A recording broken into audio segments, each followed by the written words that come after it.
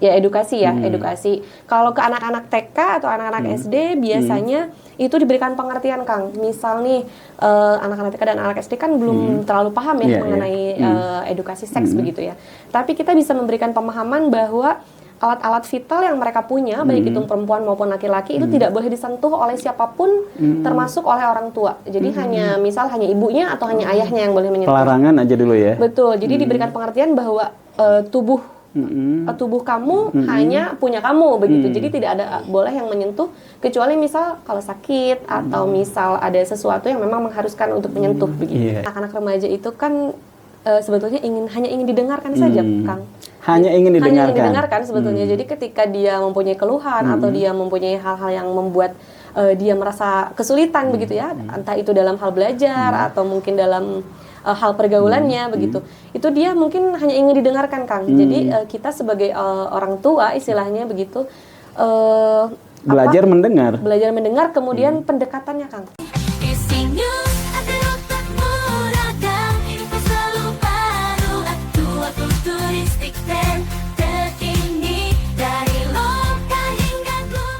Assalamualaikum warahmatullahi wabarakatuh. Pemirsa Visi.News, berjumpa kembali dengan program kita Visi Talk. Visi Talk hadir bersama saya Aib S. Abdullah di tengah-tengah kesibukan pemirsa sekalian. Mudah-mudahan pada obrolan kali ini lebih banyak manfaat yang didapat karena kita punya narasumber yang sangat luar biasa. Assalamualaikum. Waalaikumsalam, Kang. Teh Sipa Tiari Saputri ya? Iya, betul. Oke. Kebetulan Teh Sipa ini sebagai Duta Kesehatan Jawa Barat ya. Jadi kita akan banyak diskusi yang kaitan dengan kesehatan, tapi khususnya mengenai reproduksi dan pernikahan dini ya. Betul, Kang. Di kalangan anak-anak remaja. Baik, Teh. Nah, kita sebelum ngobrol lebih jauh, Teh ya, kenalan dulu deh. Boleh. Teh Sipa. Kenal sama kata saya, Pak.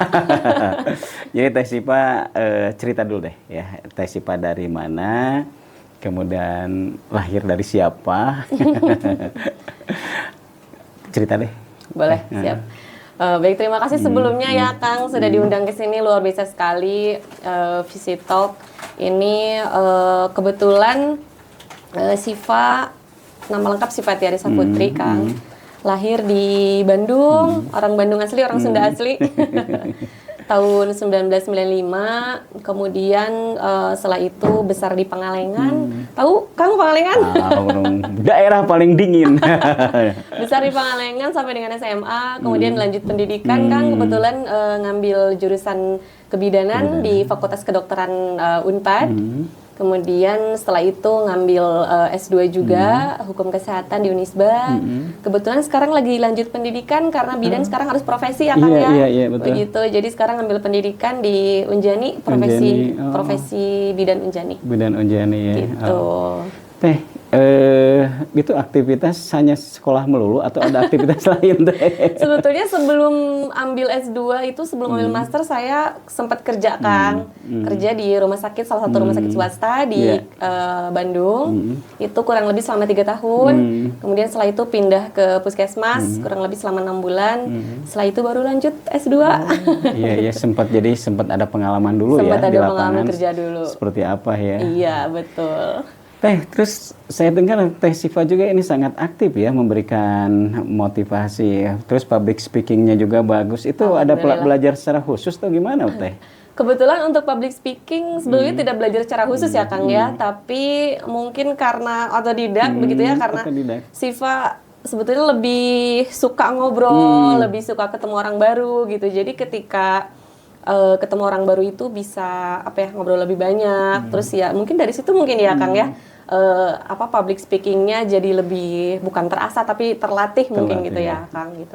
Kemudian ketika kemarin kebetulan ikut Duta Kesehatan Jawa Barat, di situ juga ada kelasnya sebetulnya, kelas public speakingnya. Cuman tidak terlalu intens begitu. Jadi mungkin lebih banyaknya otodidak sih sebetulnya mah. Ya. Itu otodidaknya bicara-bicara di depan TV atau gimana tuh? Atau mungkin di kamar mandi lagi. Bisa ngobrol, Kang. Oh gitu ya.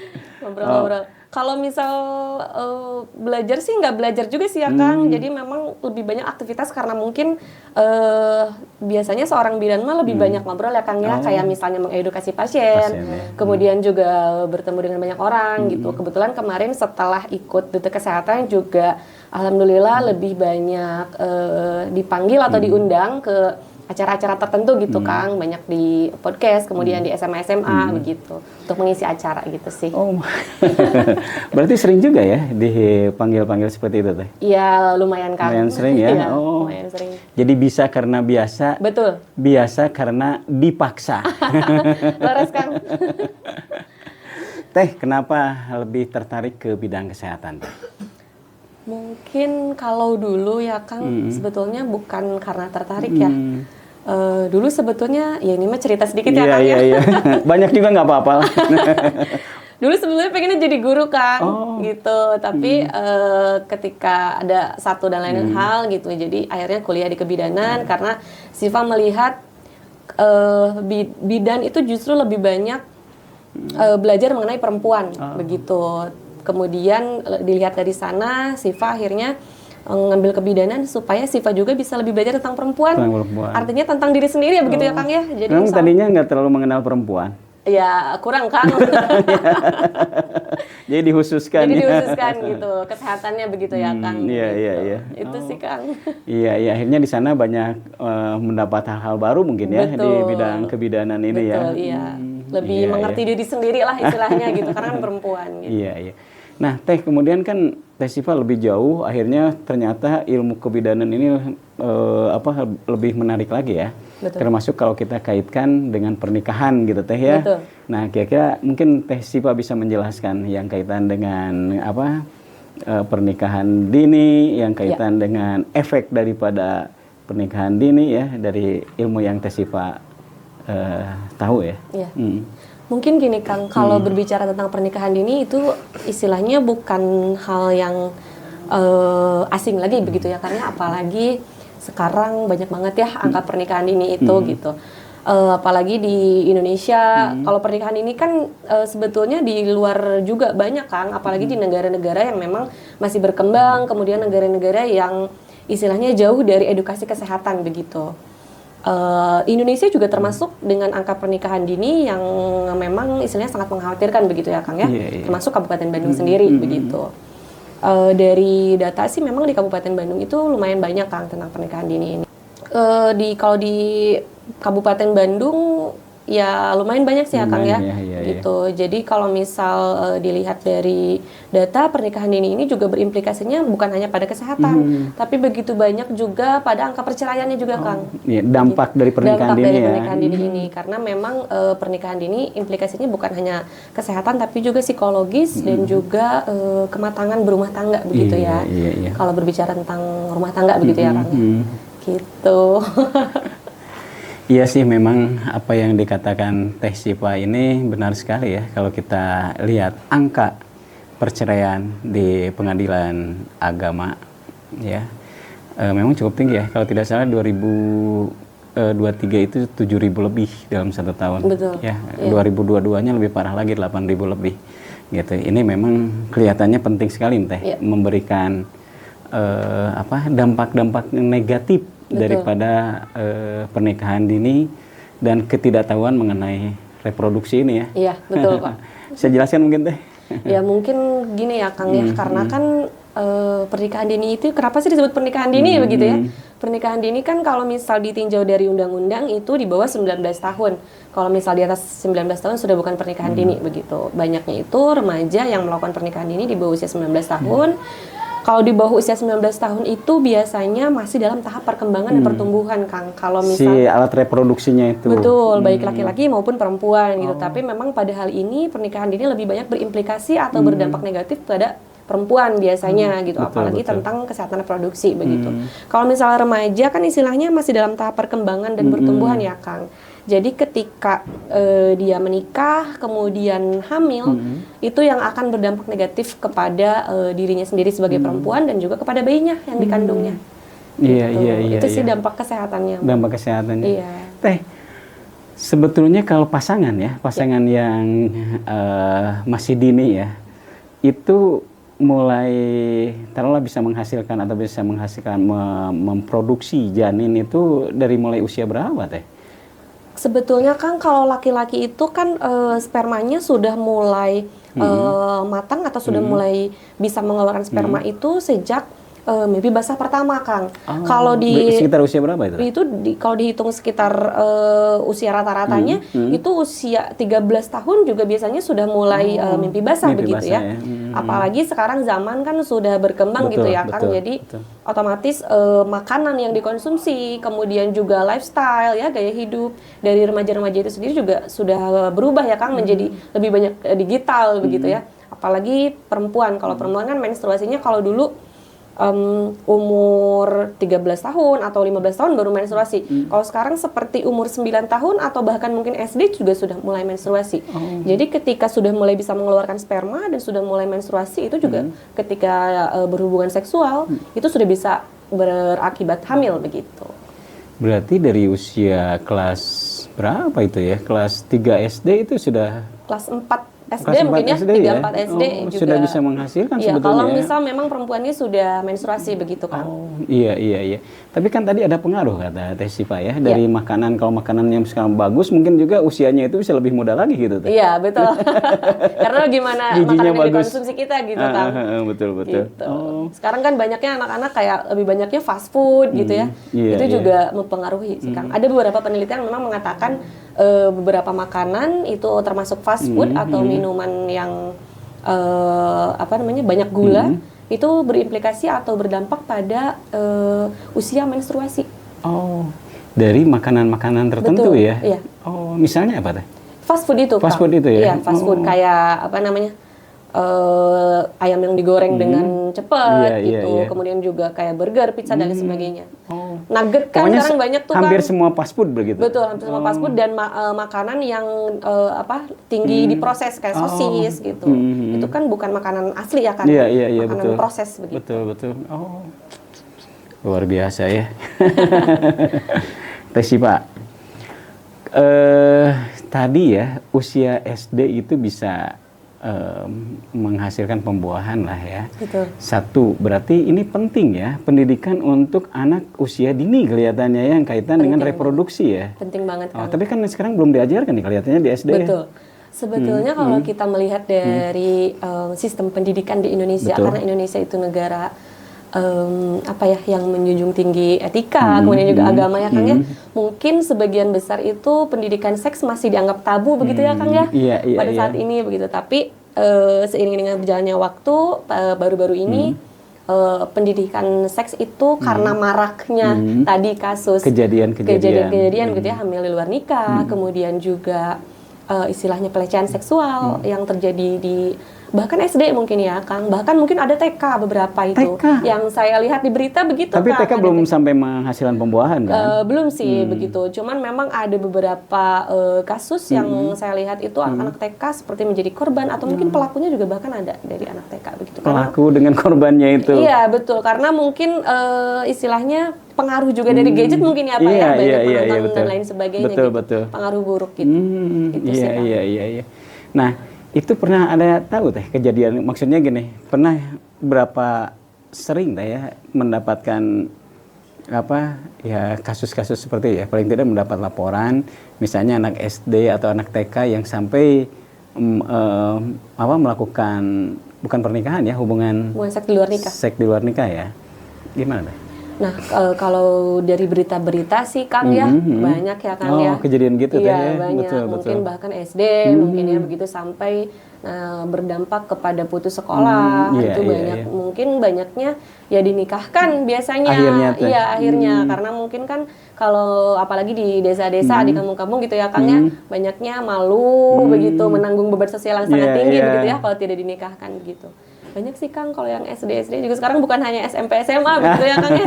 SD juga adalah. Kalau dulu SMA ya kejadian-kejadian gitu ya. Sekarang luar biasa, mengerikan juga ya. Dampak digital yang negatif ya Kang. Luar biasa ya. Itu ya cukup mengerikan lah kalau sampai memprihatinkan ya kalau sampai bisa ya ini artinya mungkin juga di bidang pendidikan ini harus dilakukan sebuah upaya yang luar biasa ya. Betul untuk sekali. lebih tapi kita melawan gadget juga ya, susahnya teh ya. Iya itu Kang, yang susahnya sih itu sebetulnya gadget itu banyak manfaatnya kan ya, jadi ada plus minusnya. Cuman gimana caranya kita bisa mengatur itu semua gitu. Iya, iya. Tapi kan untuk anak SD ini masalahnya ya. Iya betul Kang. Anak SD itu apa mereka misalnya dibatasi dulu penggunaan gadget gitu ya, sampai misalnya udah tamat SD baru menggunakan. Susah Mungkin, juga ya. Iya, susah sih Kang, karena memang istilahnya anak-anak sekarang juga melihat orang tuanya juga kadang kan tidak bisa lepas dari handphone gitu betul, ya. Betul. Tidak bisa lepas dari gadget gitu. Jadi kan namanya anak mah peniru ulung ya kan. Gitu. Jadi kalau misalnya lihat orang tuanya main gadget ya sudah pasti main gitu gadget ya. juga. Gitu. Cuman gimana caranya kita bisa mengatur aja Kang, mengatur dari segi waktu, kemudian dari segi konten yang mereka tonton atau yang mereka mainkan seperti games dan lain sebagainya, itu memang harus agak diatur sih Kang. Peran orang tua sangat penting dalam hal ini begitu menurut saya. Peran orang tua ya. Kira-kira apa sih kiprah yang harus dilakukan orang tua gitu Teh? Ya biasanya sih Kang ya edukasi ya, edukasi. Kalau ke anak-anak TK atau anak-anak SD biasanya itu diberikan pengertian Kang. Misal nih anak-anak TK dan anak SD kan belum terlalu paham ya mengenai edukasi seks begitu ya.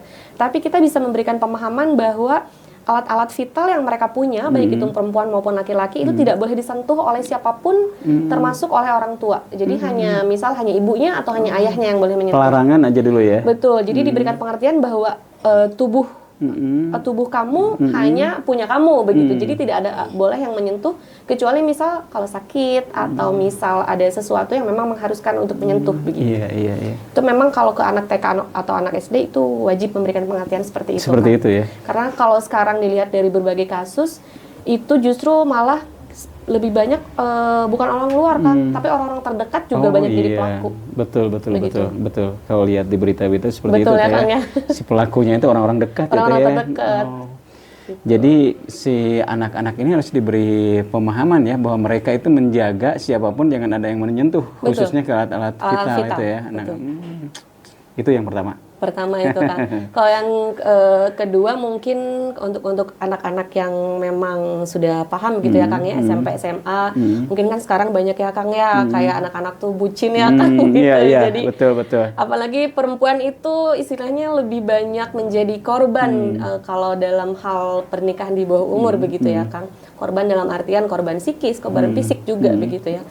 Jadi pesan juga nih buat teman-teman semua gitu ya yang muda-mudi SMP, SMA gitu. Jadi kalau misal boleh sih namanya jatuh cinta mah naluriah ya Kang ya gitu. Tapi kita juga harus menggunakan akal pikiran kita, jangan terlalu menggunakan hati, kemudian juga harus bisa menjaga diri dengan baik. Itu aja sih Kang. Jadi bucin mau boleh ya? Bucin boleh karena naluriah ya Kang ya. Cuma memang harus menjaga yang penting bisa menjaga diri ya. Dengan baik. Nah Teh, sekarang yang menarik begini. Ya, itu banyak orang yang bucin gara-gara media sosial Teh. Betul. Nah, ini termasuk banyak juga ya kalau saya perhatikan itu di berita-berita ya atau di media sosial ada terutama tadi betul wanita yang menjadi korban ya.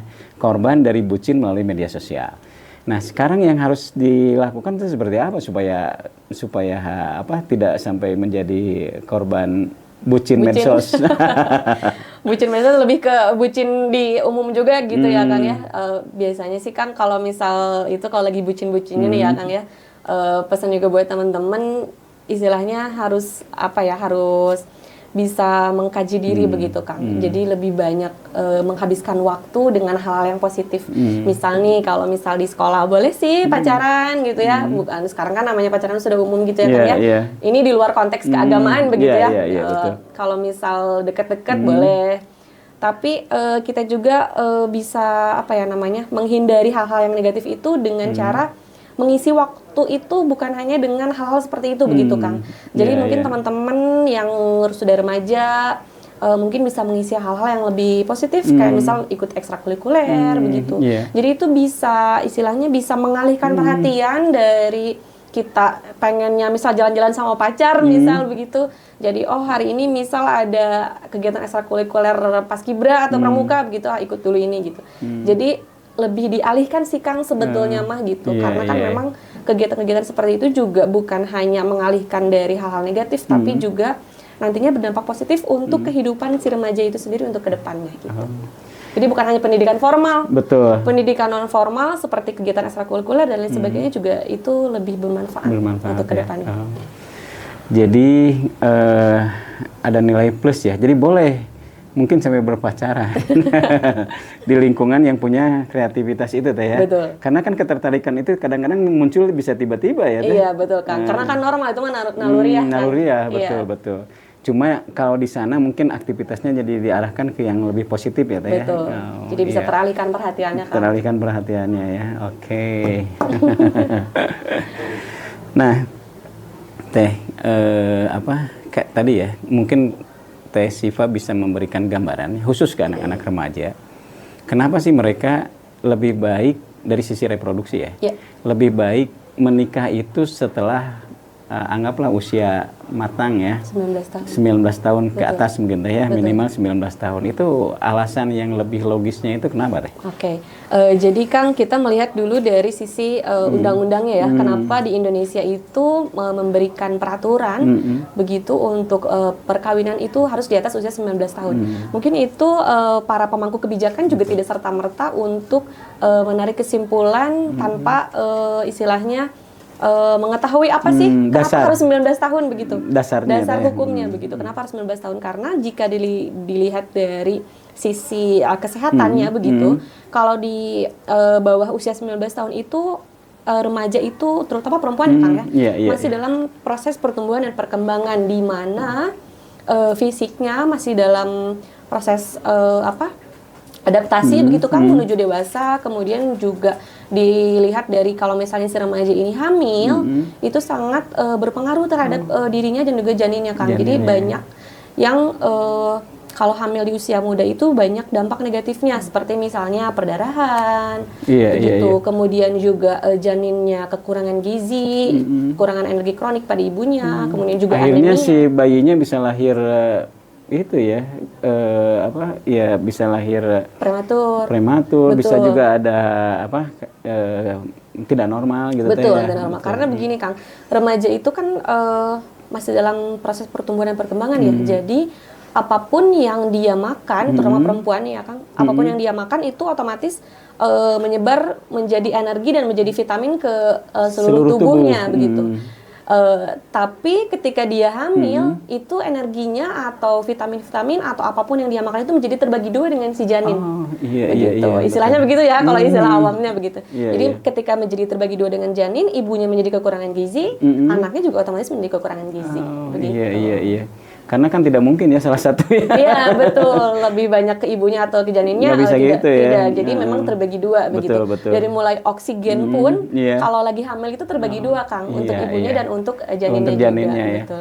Jadi ketika remaja hamil itu banyak banget dampak-dampak negatif dari kesehatan, perdarahan, kemudian mohon maaf janin lahir cacat, ada juga janin lahir mati, dan sebagainya banyak. Terus sih Kang. Secara mental? Nah betul, secara mental juga banyak banget dampaknya ya Kang ya, apalagi pernikahan di bawah umur tadi dampaknya ke perceraian begitu ya, karena remaja itu tadi kembali lagi kepada masih dalam tahap pertumbuhan dan perkembangan, otomatis keadaan psikologisnya juga masih belum matang Kang, masih belum bisa mengambil keputusan secara baik, masih belum bisa mengelola emosi dengan baik begitu. Jadi memang banyak implikasinya kepada perceraian, kemudian juga banyak depresi, kemudian juga anxiety, masalah-masalah mental yang lain juga banyak ya terjadi. Karena memang secara fisik maupun mental tidak siap gitu ya, sehingga berimplikasi terhadap fisik maupun terhadap mental ya. Kita lanjut ya. Begini, saya pernah dapat informasi ya, nggak tahu benar atau enggak.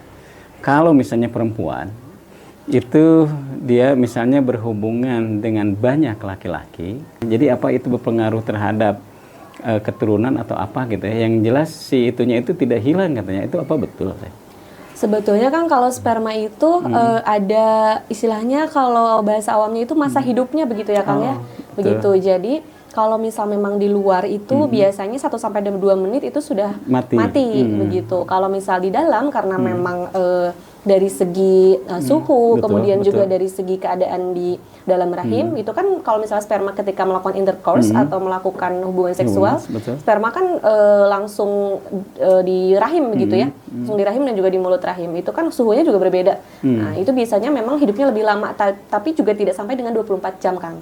Oh, di rahim itu. Begitu, iya betul. Jadi setelah 24 jam? Setelah 24 jam mati. Oh, kecuali gitu ya. kalau memang salah satu sperma yang memang sudah terpilih untuk terjadi pembuahan akibatnya hamil itu. Jadi tetap si sperma yang itu sih cuma yang satu itu ya, dari sekian ribu mungkin ya, dari sekian banyak itu. Iya. Oh gitu ya. Jadi memang tidak ada pengaruh. Tidak ada pengaruh sejauh ini sih saya belum mendengar penelitiannya ya Kang ya. Kalau yang tapi biasanya kalau yang saya tahu dari teori sih tidak lebih dari 24 jam sperma hidup. Sperma itu ya. Oh, iya. Gitu ya. Tapi ada sisi negatifnya nggak kalau misalnya, kan tadi teh ya, kalau misalnya sekarang anak usia dini dia sudah pernah melakukan, terus dia dibodohi masuk melakukan lagi, itu bakal ada efek negatifnya seperti apa? Kalau misalnya dia masih di bawah umur tapi sudah melakukan, jadi apalagi kalau jadi sebuah kesenangan gitu. Iya betul. Itu efeknya wah luar biasa ya Kang ya. Jadi lebih ke kesehatan meskipun misal memang tidak hamil, tapi itu efeknya akan sangat apa ya istilahnya ya berdampak negatif kepada dirinya sendiri. Misal kayak itu kan istilahnya organ reproduksinya?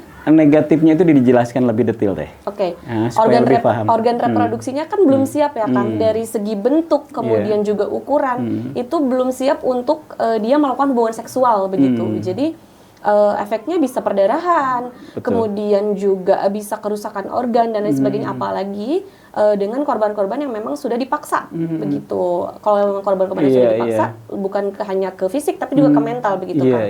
Itu bisa jadi nanti ke depannya mungkin mentalnya rusak atau kemudian dia jadi trauma dan lain sebagainya. Betul. Oh, yang paling berat ke mental mungkin ya, ketimbang fisik. Kalau fisik kan ke rumah sakit secara kesehatan bisa dipulihkan ya, tapi mental ini agak berat ya.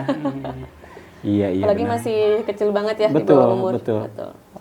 Bisa mengalami traumatik ya sampai tua itu ya. Apalagi kalau tadi yang dikatakan akan bisa menjadi sebuah kebiasaan, mungkin ketika dia sudah stop dengan laki-laki yang pertama, ketika dia mengenal laki-laki yang kedua, dia mungkin menjadi akan istilahnya lebih dia yang mau yang gitu, aktif ya? Iya yang aktif dan yang yang mengajak begitu. Jadi bisa jadi kebiasaannya buruk nantinya mungkin bisa berakibat ke infeksi menular seksual atau kemudian juga HIV/AIDS dan sebagainya. Bisa seperti itu kalau karena ganti-ganti itu ya. Betul. Karena ketagihan begitu ya Kang. Ketagihan ya. Iya.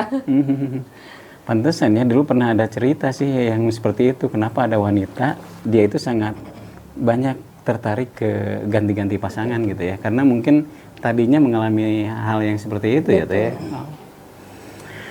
Oke. Sekarang efek ya. Efek daripada tadi ya, akibat dari mungkin ketidakfahaman mengenai alat reproduksi, kemudian si wanita ini ganti-ganti pasangan Teh ya. Ganti-ganti pasangan atau dia mengabaikan lah ya bahwa berpasangan itu sebaiknya misalnya dengan salah satu pasangan ya.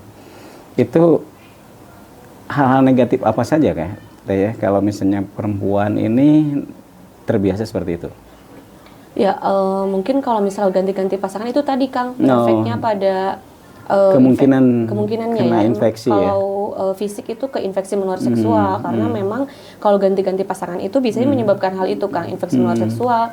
Kemudian kalau HIV/AIDS itu memang diawali dari infeksi menular seksual itu dulu Kang, gitu. Jadi awalnya infeksi menular seksual, kemudian nanti lama-lama ketika tidak diobati atau misal memang si wanita itu tidak sadar, kemudian dia tidak berobat dan lain sebagainya atau tidak peduli bahkan mungkin betul. itu bisa jadi berkembang menjadi HIV/AIDS gitu. Nah sekarang kan wanita tidak tahu Teh apa pasangannya ini HIV/AIDS atau tidak gitu. Betul. Itu gimana melihatnya Teh? Nah mungkin kalau itu lebih kepada personal ya kan ya gitu. Jadi memang sulit juga gitu karena memang HIV/AIDS itu kalau misal dalam fisik seseorang itu tidak terlalu terlihat Kang. Kalau misal memang belum terlalu parah, kalau sudah parah kan terlihat gitu ya Kang ya. Tapi kalau yang belum parah masih sehat walafiat nih, itu tidak terlihat gitu kan. Betul, Jadi betul. memang tidak terlihat secara kasat mata begitu. Jadi Terus kalau udah parah kelihatan secara kasat matanya gimana? nah kalau sudah parah sih biasanya kan itu ada infeksi menular seksual juga sama kayak perempuan. Betul, betul. Kemudian Dari fisik tadi kelihatannya dari fisik apa? biasanya sih Kang, biasanya ya orang dengan HIV AIDS itu kalau yang sudah parah-parah banget itu biasanya ada infeksi-infeksi yang memang bersemayam di Muncul. tubuhnya begitu. Kayak gitu. misal sariawan yang tidak sembuh-sembuh, kemudian juga mimisan, kemudian juga berat badannya berkurang dan lain sebagainya itu sih Kang. Banyak karena kan HIV AIDS itu lebih menyerang kepada imunitas ya Kang ya. Jadi dia lebih gampang sakit gitu. Ada yang menyebar ke paru-paru dan lain sebagainya. Itu sekali berhubungan bisa langsung? Bisa. Oh, wah ini juga ya. Luar biasa. Luar biasa efeknya ya. Bisa. Karena kan menularnya dari sperma kan. Begitu sperma itu masuk, langsung cairan bisa tubuh. Bisa langsung jadi darah ya. dan sperma. Oh. Waduh, luar biasa ya. Luar biasa. Terus selain HIV apa yang paling berbahaya buat infeksi menular seksual kalau misal memang tidak ditangani dengan baik itu juga bisa kematian ya Kang ya. Begitu. Betul. Oh. Dan penyakit-penyakit lainnya mungkin ya yang bisa ditularkan ya. Iya, biasanya sih kalau seksual ya itu infeksi menular seksual dan juga HIV AIDS. Oh, betul Teh ya. Tadi memang luar biasa sekali itu ya efek yang ditimbulkannya. Nah, Teh selama Teh Syifa ini beraktivitas itu biasanya apa penekanan apa yang disampaikan kepada anak-anak remaja ini, baik anak-anak sekolah atau anak-anak remaja lainnya, biasanya apa tuh Teh? Ya, mungkin kalau lebih kepada pesan sih ya Kang ya, pesan dan juga amanat begitu ya Kang ya untuk anak-anak remaja.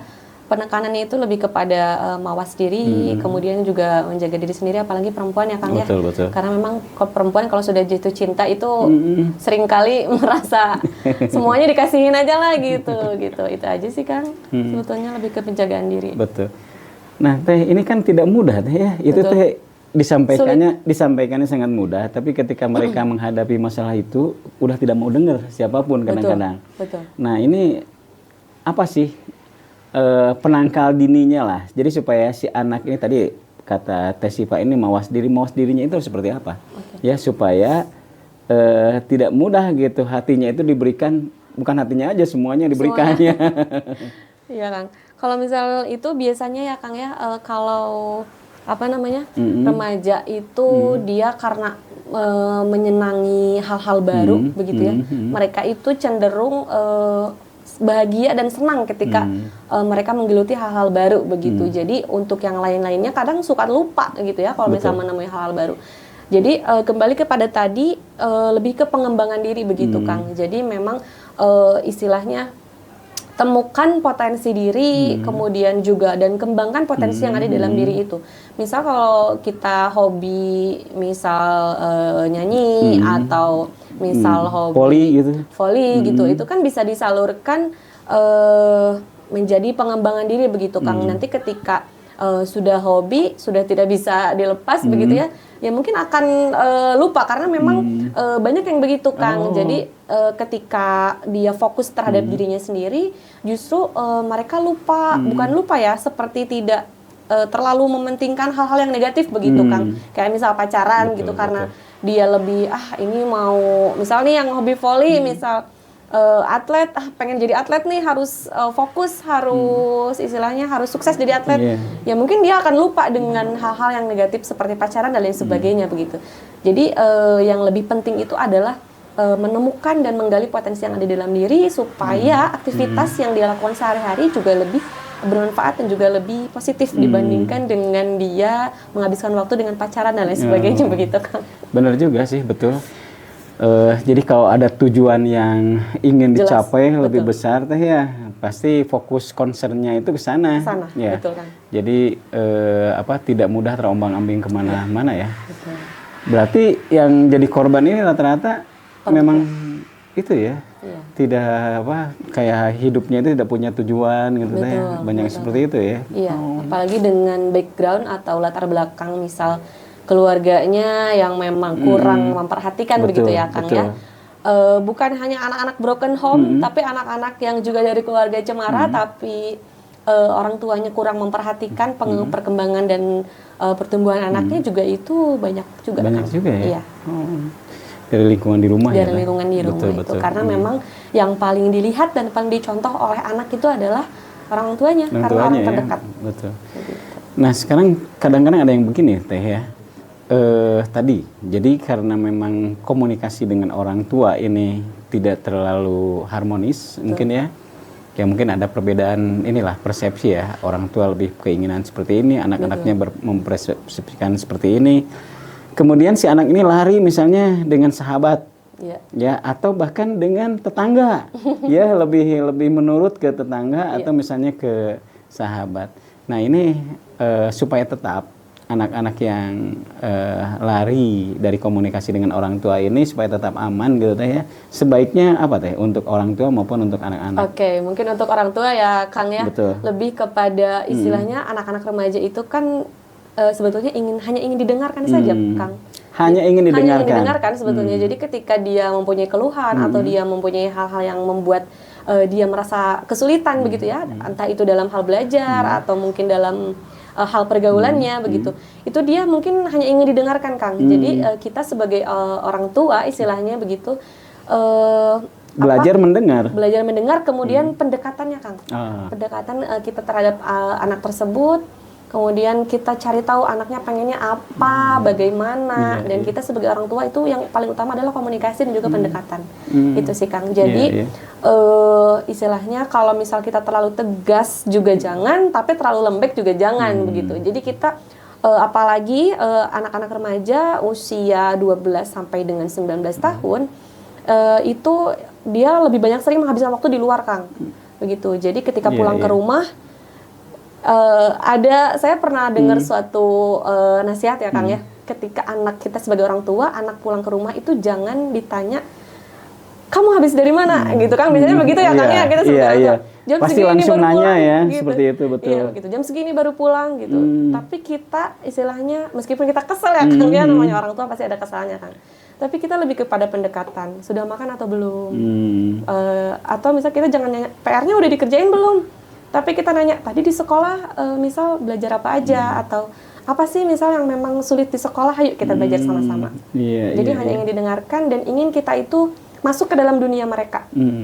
Begitu. Jadi kalau kita sudah masuk ke dunia mereka, kita artinya paham mereka keinginannya apa dan lain sebagainya. Karena memang dari beberapa penelitian begitu ya Kang ya, yang saya sudah telaah, itu anak-anak remaja itu karena mereka tidak didengarkan oleh orang tua atau orang-orang di rumah, itu mereka cenderung mencari kasih sayang atau mencari perhatian di luar rumah. Itu termasuk ke dalam pacaran itu sendiri. Jadi mereka mendapatkan kasih sayang dan juga perhatian dari pacarnya. Jadi mereka tidak peduli keadaan di rumah itu seperti apa. Itu artinya kita harus pendekatannya harus lebih intens begitu sih Kang kalau untuk orang tua. Jadi harus lebih banyak inisiatif dari orang tua sebetulnya ya. Cuma pola komunikasinya aja yang harus dirubah. Dibetulkan ya, betul. Bagus tuh. Teh, kemudian gini Teh. Tadi yang kaitan dengan pembatasan usia ya. Jadi usia itu kenapa dimulai 19 tahun? Apalagi tadi kalau tidak salah tesis Teh Siva ini yang kaitan dengan itu ya. Batas usia pernikahan, hukum pernikahan di Indonesia. Perkawinan di bawah umur. Di bawah umur ya. Mungkin bisa lebih dijelaskan isi dari situ Teh. Oke. Kemarin kebetulan masuk S2 Hukum Kesehatan ya Kang ya, karena kalau S2 itu harus menyelesaikan tesis. Betul. Kebetulan Siva background dari bidan, jadi mengambil Hukum Kesehatan.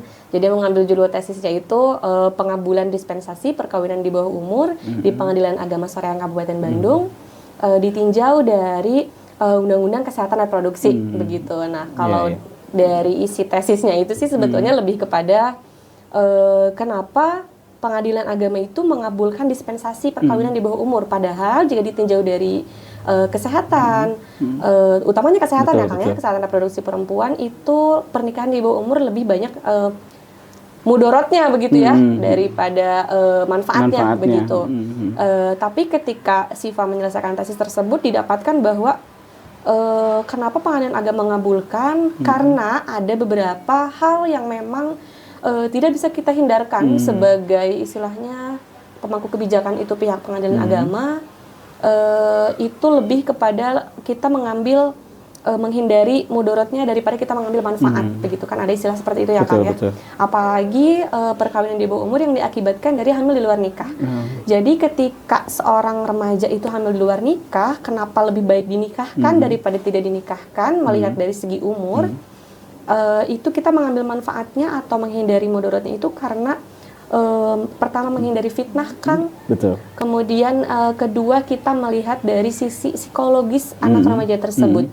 Jika memang tidak dinikahkan, kemudian juga anak tersebut tidak anak yang dilahirkan dari anak tersebut itu tidak dilahirkan dari sebuah pernikahan, itu mungkin nanti akhirnya akan berimplikasi kepada si anak itu, si anak bayi yang dia lahirkan gitu. Betul. Mungkin itu sih alasannya mungkin pengambilan agama. Iya. Tapi kan berimplikasi juga ya. Betul. Itu dengan mengabulkan anak usia dini dinikahkan. Tadi ada efek-efek seperti itu. Iya, betul. Itu perlu perhatian khusus berarti teh? Iya, betul, Kang. Itu justru jadi istilahnya dilema tersendiri ya bagi kita sebagai masyarakat, apakah memang perlu dikabulkan atau tidak begitu. Iya. Tapi ketika kita melihat alasan-alasan yang dikemukakan oleh pihak pengadilan agama, itu memang lebih berimplikasi kepada psikologis dan juga sosial, kehidupan sosial dari anak tersebut jika tidak dikabulkan gitu. Tapi ada surveinya tidak teh? Ada, Kang. Oh, gimana hasil surveinya? Kalau misal dampak positif negatifnya, manfaat sama mudorotnya itu. Betul. Kalau misalnya negatifnya tadi kita sudah sangat lebih banyak bahas ya, Kang ya. Tapi kalau untuk positifnya lebih kepada pertama mental psikologis, kemudian juga keadaan sosialnya. Kalau lebih kepada anak perempuan dan anak laki-lakinya itu yang dinikahkan itu sih, Kang. Anak perempuan dan anak laki-lakinya? Iya, yang remaja itu tadi yang menikah di bawah umur itu gitu. Jadi kalau misalnya tidak dinikahkan biasanya lebih ke psikologis dan sosial ya, Kang ya, karena misal kalau memang hamil di luar nikah itu biasanya banyak yang istilahnya dikucilkan dari masyarakat, kemudian dijauhi dan lain sebagainya begitu. Maksud saya gini, Teh. Itu dampak manfaat menurutnya maksudnya lebih ke ini, Teh. Setelah mereka menikah itu berapa persen yang tidak langgeng, berapa persen yang langgeng bahkan sukses gitu? Oke. Kalau untuk persenannya sih untuk angka ya, Kang ya, mungkin tidak mengambil penelitian tentang itu ya, tapi kalau misal dilihat dari yang sudah saya telaah begitu ya, mungkin banyak juga yang memang tidak banyak juga yang berhasil, Kang. Oh, gagal gitu. Ya. Yang gagal banyak, yang berhasil juga banyak gitu. Untungnya yang berhasil ini biasanya mereka itu lebih mempunyai istilahnya problem solving yang baik. Jadi mereka psikologisnya juga sudah baik, meskipun misal memang mereka dari segi usia itu masih kurang, tapi istilahnya dari kesalahan yang mereka lakukan itu mereka mempunyai rasa tanggung jawab yang mungkin kedepannya bisa istilahnya menjadi manfaat gitu ya untuk rumah tangga itu sendiri gitu. Jadi ketika mereka melakukan kesalahan, saya sudah melakukan kesalahan, berarti saya harus bertanggung jawab atas kesalahan saya. Jadi untuk kedepannya mereka berumah tangganya ya secara harmonis saja, secara baik dan secara dewasa. Yang berhasil juga banyak ya. Ada sih, Pak, bukan banyak. Nah, Teh, kalau yang berhasil ini apa saja sih sebetulnya faktor yang membuat lebih berhasil gitu? Oke. Itu lebih kepada tadi ya psikologis yang sudah siap, kemudian rasa tanggung jawab dari kesalahan yang dia lakukan gitu. Oh gitu. Rasa tanggung jawab ya. Berarti jawab, mereka meskipun nikah dini tapi punya rasa tanggung jawab. Betul, bagus. Apalagi sudah punya anak ya, Kang ya. Misalnya si laki-laki ketika dia belum menikah, belum punya pekerjaan, tapi ketika dia sudah menikah, mau tidak mau dia harus mencari pekerjaan untuk menafkahi rumah tangganya begitu. Nah, itu dari situ juga kita bisa menilai bahwa laki-laki tersebut misalnya punya tanggung jawab atau punya rasa ingin tanggung jawab aja dengan pernikahan itu gitu. Artinya berbeda Teh ya. Kalau misalnya pernikahan dini ini si laki-lakinya sudah matang. Ada saja yang matang, ada juga justru yang memang lebih dewasa perempuan, Kang. Itu kembali lagi kepada individu masing-masing ya, Kang ya, sebetulnya gitu.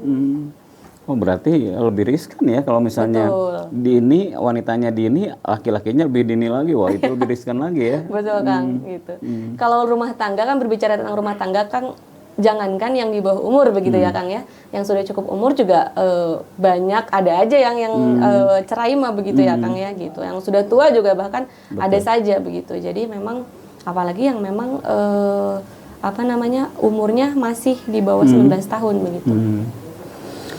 Teh, kalau saya melihat begini Teh, Ya tadi ya yang kaitan dengan nggak tahu benar nggak tahu nggak nih, yang kaitan dengan pernikahan tapi rentan terjadinya perceraian. Selama ini kan sering yang jadi kambing hitam itu masalah ekonomi. Iya, Gitu betul ya. sekali. Begitu menikah apalagi di usia-usia dini. Tapi ada yang lebih penting lagi, kemampuan berkomunikasi. Betul. Kadang-kadang ada kan secara ekonomi mereka Cukup. di bawah, tapi karena komunikasinya bagus, ya bertahan. Betul. Ya. Nah, kalau Teh Siva gimana melihat? Nah, dari kejadian-kejadian yang Teh Siva lihat ya. Oke, kalau menurut Siva pribadi sih, memang yang paling utama dalam pernikahan itu komunikasi, Kang. Betul. Karena kita kan berumah tangga isinya ngobrol ya, Kang ya, gitu. Jadi mau tidak mau ya komunikasinya harus baik begitu. Harus terus terpelihara. Iya betul. Itu sih sebetulnya kembali kepada individu masing-masing, Kang. Tapi kalau menurut dari kacamata Siva, memang komunikasi itu penting karena yang paling utama dalam rumah tangga itu adalah komunikasi. Jadi ketika komunikasi kita bagus, kita menyampaikan misalnya si istri ingin sesuatu, tapi suami tidak mengerti atau nggak peka, biasanya laki-laki gitu ya, Kang ya, gitu. Tapi ketika komunikasinya baik, yang namanya laki-laki itu kan biasanya harus dikasih tahu ya, Kang ya. Jadi kita juga sebagai perempuan tidak usah gengsi. Misal nih, aduh misal bentar lagi wedding anniversary nih misal gitu. Kita mau staycation atau pengen kado apa ya lebih baik diutarakan saja karena ketika kita menunggu laki-laki peka itu memang susah karena laki-laki memang sifatnya seperti itu rata-rata begitu, Kang. Gitu. Memang komunikasi penting sih kalau menurut Siva. Iya, iya. Bagus nih, gitu ya. Rata-rata tidak peka memang. Iya, betul, tidak peka. Laki-laki tidak peka, perempuan tidak mau ngomong gitu. Biasanya itu yang jadi permasalahan umum ya, Kang ya. Gitu. Iya, iya. Jadi harus salah satu ngambil inisiatif ya. Betul, mau tidak mau ya ngobrol gitu. Kan itu tidak selalu dari perempuan aja, bisa aja laki-laki yang ngambil inisiatif ya. Betul, bisa aja perempuannya yang nggak peka, laki-lakinya yang lebih peka. banyak ngobrol gitu. Bisa aja ada aja yang kayak gitu. Betul. Yang intinya utamanya adalah komunikasi dan juga ngobrol, Kang gitu. Tapi kadang-kadang kan begini ya, sering juga komunikasi itu susah terbangun dengan bagus, ya.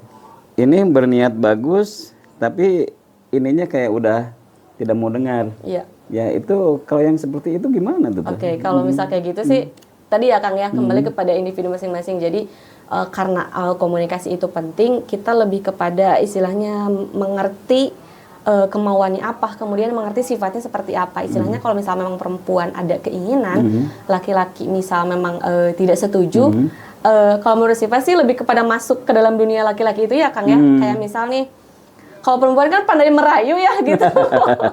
Gunakan ilmunya. Iya gitu, jadi rayu dulu lah cowoknya pengennya apa. Jadi ketika istilahnya laki-laki sudah kemauannya sudah dipenuhi, ya sudah kita masuk di situ. Gitu. Jadi gini misal AA kan misal udah ini gitu. Nah, sekarang giliran aku ya gini-gini gitu aja sih, Kang. Gitu. Jadi lebih kepada saling sih, Kang. Sebetulnya mah saling mengerti, saling komunikasi itu sih. Tapi kan tidak semua bisa merayu, Teh. Betul, Kang. So, sekarang menggambarkan merayu yang bagus itu kayak gimana ya? Aduh, saya juga tidak pandai merayu sih, Kang, sebetulnya. Tidak pandai merayu mah, saya pengennya dirayu sebetulnya. Jadi mengawali rayuan sih nggak bisa ya? Oke. Intinya komunikasi sih, Kang. Komunikasi ya? Komunikasi yang baik, itu sih. Iya. Ya artinya antar pasangan itu jangan pernah punya negative thinking ya. Betul, negative thinking pertama. Betul, seberat apapun tetap harus melihat pasangan itu sisi-sisi positifnya ya. Supaya tidak sampai terjadi komunikasi yang terkunci ya. Betul. Karena kan kadang-kadang sudah dipersepsikan, suami saya mah begini. Iya. Gitu, padahal belum tentu. Iya. Padahal kita tidak melihat dari sisi dianya seperti apa begitu, Kang. Karena kita hanya melihat dari kacamata kita sendiri gitu. Betul. Tanpa kita berempati atau merasakan sebetulnya laki-laki itu biasanya banyak yang ingin dikatakan tapi tidak bisa ngomongnya itu seperti apa gitu, Kang. Betul nggak, Kang? Iya, benar. Benar sekali, itu mewakili saya sekali. Istilahnya contoh nadanya terlalu tinggi. Jadi penerimaan terhadap perempuannya juga menjadi berbeda begitu, Kang. Padahal laki-laki tidak bermaksud untuk membentak gitu, misalnya hanya nadanya aja yang tinggi gitu. Tapi perempuan karena misal menggunakan perasaan itu jadi lebih sensitif begitu ya, Kang, kalau perempuan. Pantesan ya. Pantesan perempuan sih kadang-kadang laki-laki itu ngobrol padahal biasa saja, tapi karena intonasinya tinggi, Iya. disangkanya marah gitu ya. Marah gitu, padahal mah enggak. Padahal enggak, karena memang intonasinya aja tinggi ya, Begitu, betul. iya. Atau pada saat kondisi saat itu memang mengharuskan volume suaranya lebih tinggi, tinggi, tapi diterimanya bisa terus Berbeda. aja, betul. Kamu bentak-bentak gitu biasanya, padahal Iya. nggak maksud begitu ya Kang ya. Udah gitu nanti cerita jadi ahli sejarah katanya. Sampai 250 tahun ke depan dibahas. Terus diungkit.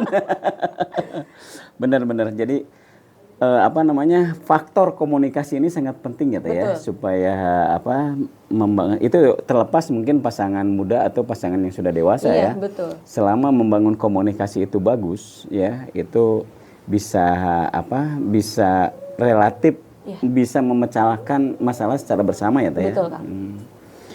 Oke, keren tuh. Ini poin yang cukup penting juga nih. Iya. Masalah komunikasi ya. Betul. Nah, Teh, selain masalah komunikasi yang perlu dibangun Teh ya, ini tadi kan Iya. masalah itu seringkali masalah ekonomi. Betul. Ya. Nah, itu sebaiknya seperti kadang-kadang kan begini Teh, si laki-laki itu belum tentu survive terus. Betul. Ya, dia tempat kerjanya bisa tiba-tiba di PHK. Ya, kemudian si perempuan juga sama ya, mungkin tadinya bisa saling mengandalkan, tapi tiba-tiba perempuannya misalnya berhenti bekerja, akhirnya pincang. Betul. Yang tadinya kebutuhan itu X menjadi setengah X gitu ya. Itu seperti apa Teh? Nah, mungkin kalau lihat dari segi ekonomi ya Kang ya, sekarang banyak ya Kang ya, yang istilahnya angka perceraian Kabupaten Bandung itu rata-rata lebih besarnya karena faktor ekonomi Kang. Faktor ekonomi, betul. Karena justru lebih banyaknya mungkin karena perasaan penerimaan dari perempuan ya. Betul. Karena memang dari segi apa namanya, dari segi pemahaman biasanya orang-orang itu memahami bahwa yang harus mencari kerja atau mencari nafkah itu adalah laki-laki. Betul, Tapi seiring dengan perkembangan zaman dan lain sebagainya, justru perempuan yang bekerja itu bukan hanya dia bertanggung jawab terhadap dirinya sendiri begitu Kang, tapi di situ kalau dalam apa namanya, dilihat ditinjau dari segi agama begitu ya Kang ya, itu juga merupakan suatu ibadah. Betul. Bagi perempuan dalam rumah tangga membantu istilahnya ekonomi keluarga begitu ya. Kang, begitu. Jadi kalau misalnya juga pesen nih buat para perempuan-perempuan di luar sana begitu ya Kang ya, mau istilahnya dapat suami sekaya apapun begitu ya Kang ya, tapi perempuan dianjurkan bekerja gitu kan. Jadi ketika suaminya memang tadi ya contoh tiba-tiba di PHK dan lain sebagainya karena ekonomi sekarang tidak stabil begitu ya Kang ya. Jadi masih bisa mengandalkan perempuan gitu. Ya. Jadi mau tidak mau ya membantu keluarga gitu Kang, dengan bekerja gitu. Iya. Tapi kadang-kadang perempuan kan, kalau rezeki perempuan itu katanya untuk perempuan, rezeki laki-laki itu untuk keluarga. Kan saya juga repotnya. penganut prinsip seperti itu sih Kang. Tapi kan aman, ini masih di wilayah aman. Tapi sebetulnya memang biasanya perempuan ngomong kayak gitu ya Kang ya. Tapi dalam hatinya kayak Sebetulnya tidak seperti itu ya. Iya, iya tuh Kang, karena kan memang istilahnya mengambil tanggung jawab juga. Kalau misal gaji untuk diri sendiri itu ngomong memang kayak gitu, tapi pada kenyataannya tidak seperti justru itu. Perempuan itu apalagi yang sudah punya anak ya Kang ya gitu, beli ini beli itu nanti buat diri sendiri mah mending buat anak dulu gitu. Karena naluri seorang ibu biasanya memang seperti itu Kang. Betul, gitu. betul. Artinya bisa lebih siap berkorban ya, perempuan itu ya, daripada daripada iki. Jadi memang lebih banyak itu ya, lebih sebetulnya perempuan tidak seperti itu ya. Artinya betul. kalau mereka punya penghasilan juga, ketika keluarga memang sangat membutuhkan, dia bisa berkorban untuk itu semua ya. Karena memang sudah tanggung jawab Kang. Karena kalau dalam pernikahan itu istilahnya ya memang terdengar klise, tapi memang seperti itu, kayak misal susah senang bersama. Betul. Ya mau tidak mau karena memang sudah memilih istilahnya suami, kemudian juga memilih berumah tangga, itu harus dipertanggungjawabkan secara baik begitu Kang. Karena memang yang namanya rumah tangga mah ya memang harus saling mengandalkan satu sama lain. Betul. Tapi kan ada yang seperti ini Teh, sering kali ya dalam pasangan itu, baik laki-laki maupun perempuan, sering ada ucapan misalnya sabar itu kan ada batasnya. Betul. Ya, jadi ketika si wanita itu merasa harus menanggung beban itu, dia misalnya akhirnya tidak bertahan, apalagi kalau misalnya tidak terlatih ya. Ya. Beda dengan wanita-wanita yang memang sudah terlatih ya, artinya dia sudah terbiasa, tidak menjadi beban gitu ya, bahkan menjadi tanggung jawab, dia melakukannya itu dengan sepenuh hati. Tapi ada juga kan yang tidak sekuat itu gitu ya. Betul.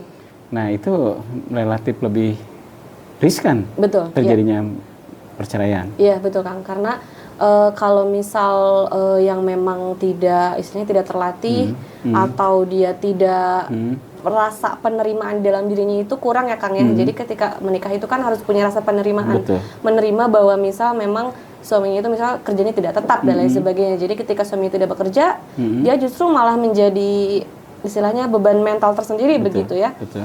Tapi ketika dia mempunyai rasa penerimaan yang baik bahwa ini adalah tanggung jawab bersama, itu mungkin akan menjadi sebuah nilai plus begitu ya dalam rumah tangga begitu Kang. Wah luar biasa nih obrolan. Sebetulnya ini masih banyak berat tapi asik. Asik Kang.